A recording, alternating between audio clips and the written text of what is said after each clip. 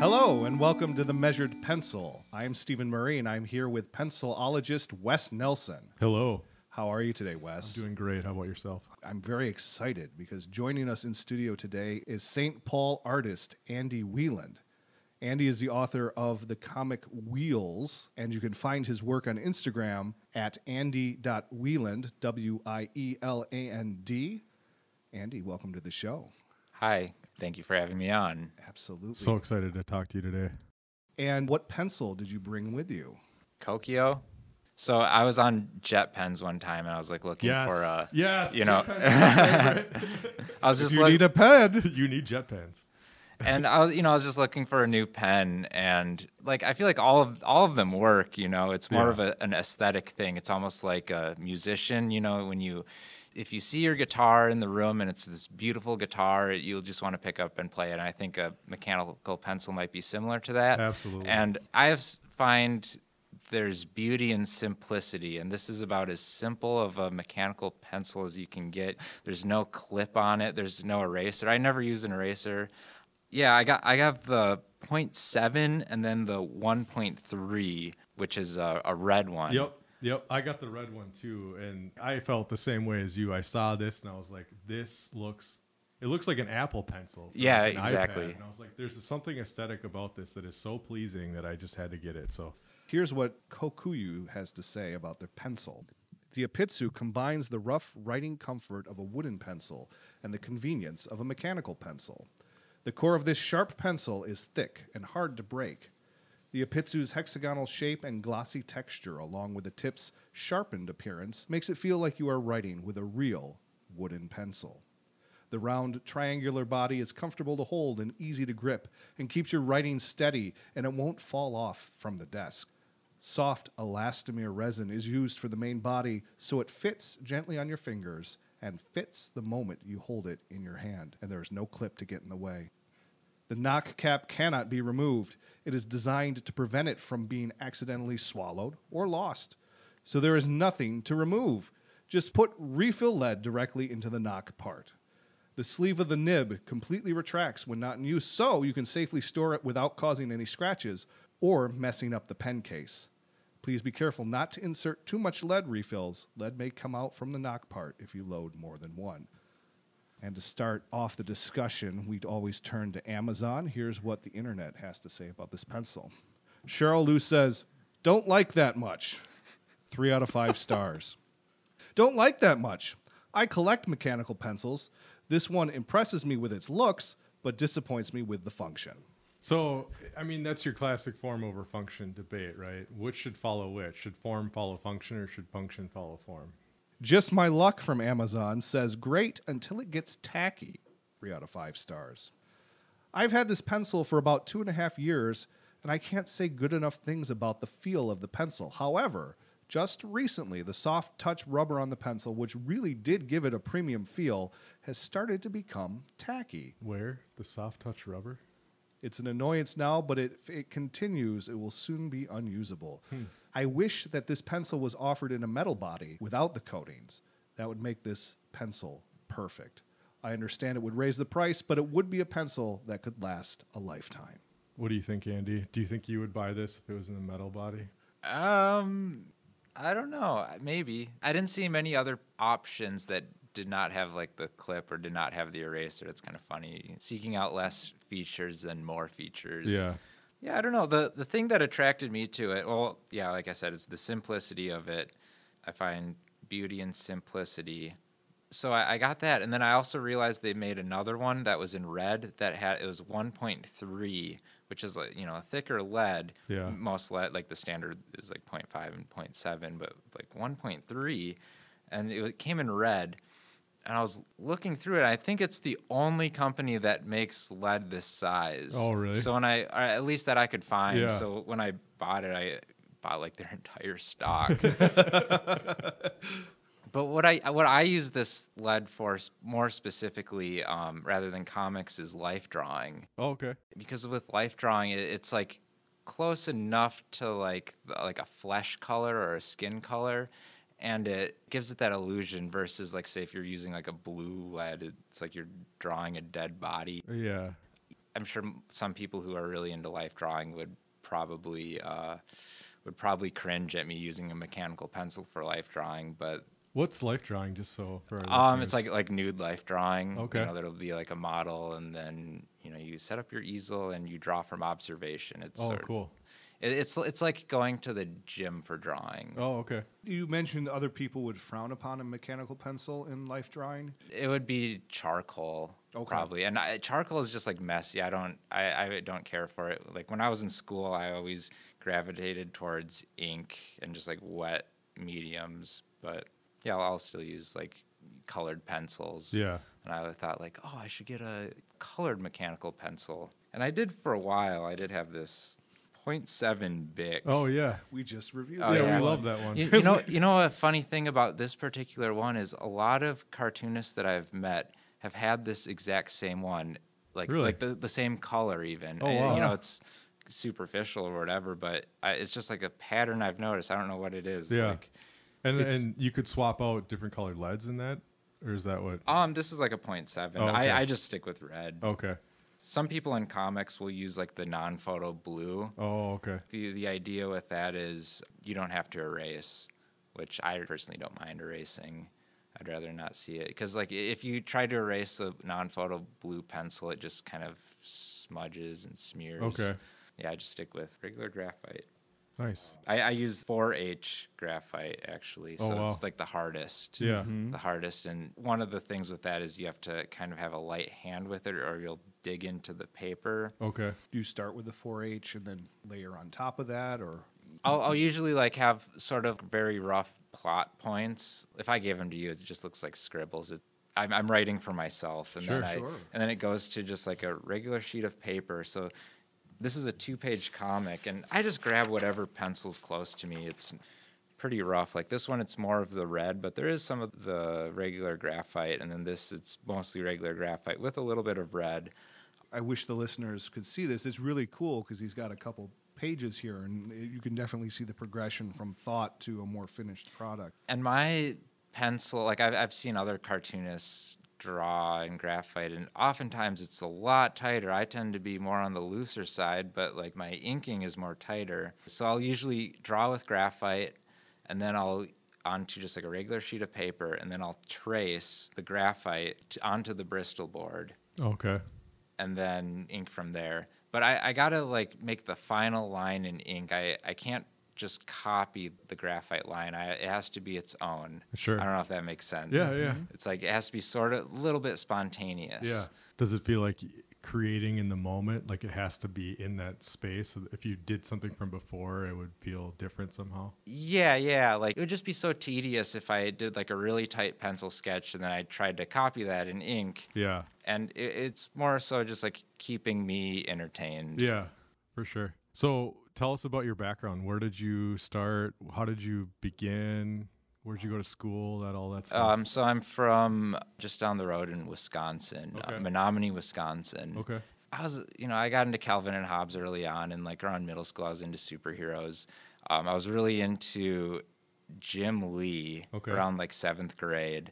And I found on some forum that Jim Lee used a 0.4 mechanical pencil. Oh, really? So I went out and got the 0.4 mechanical pencil. Nice. And it's like, now I can draw like Jim Lee. And, I've never done anything like that.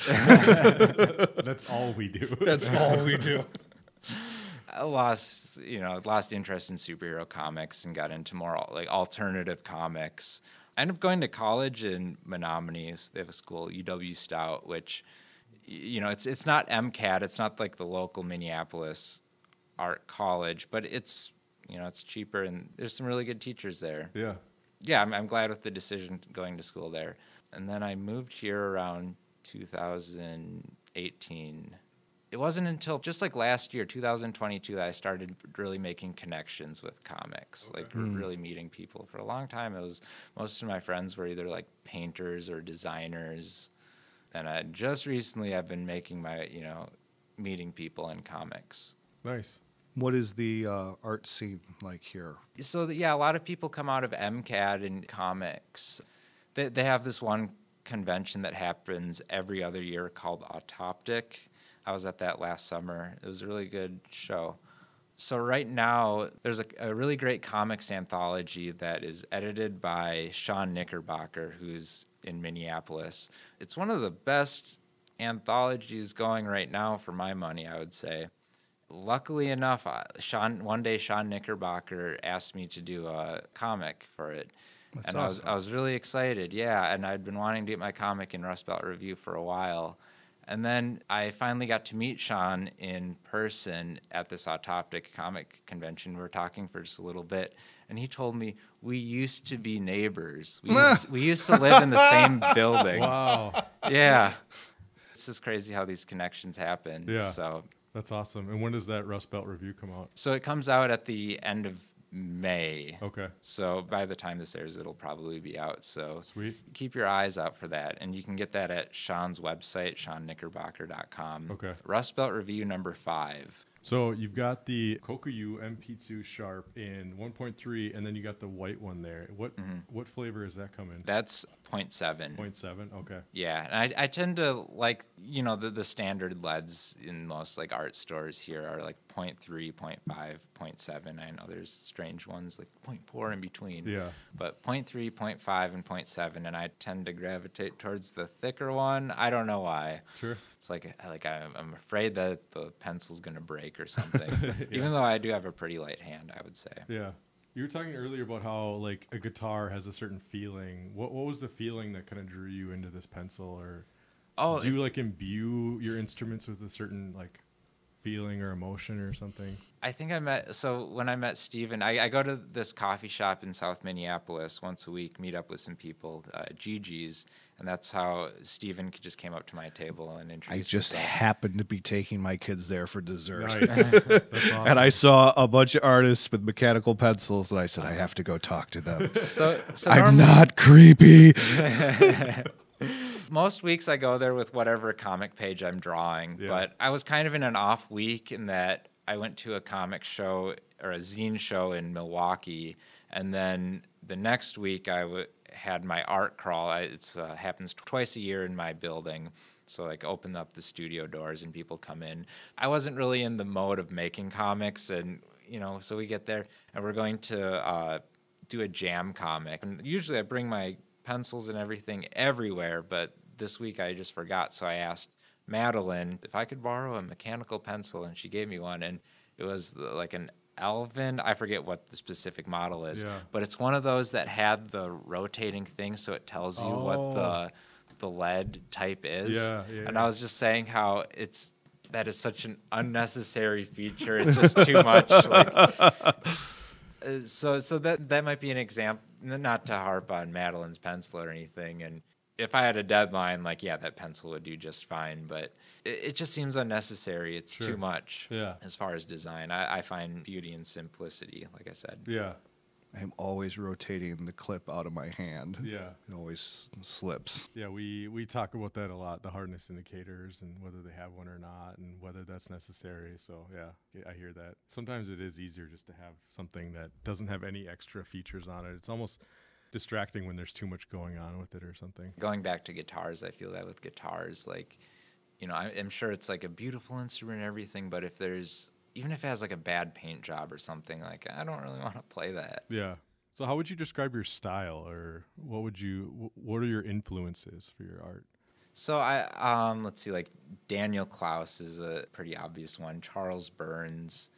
I do some autobio comics. Last summer I went to France for a workshop under Gabrielle Bell. She's like one of my heroes, and she's had a big influence on my comics. Particularly, I stick with the 6-panel grid. Almost any page that I do, I start 6 panels. I just don't have to think about it.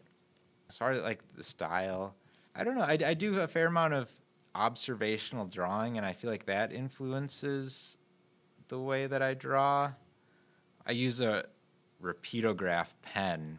It's sort of like a dead line. I use that for lettering. I wouldn't recommend it to anyone, but it's my favorite pen. Okay.